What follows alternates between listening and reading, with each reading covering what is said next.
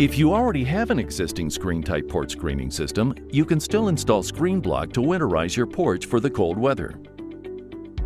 The base installs from the inside up against your existing screens. Just measure and cut each section of screen block base with a chop saw. After test fitting, remove the retainer strips with a flathead screwdriver. Then, use 2-inch screws every 10 inches or so apart to secure the base all the way around. There is no need to miter the corners. Insert the middle retainer strip before installing your film layer, tapping it into place with a rubber mallet.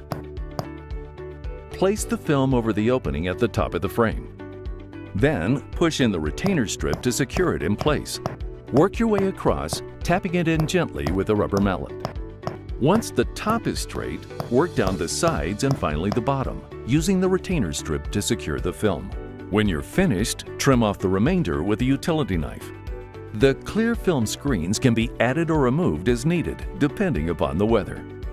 With a screen block porch, you'll enjoy year-round comfort while extending the living area of your home.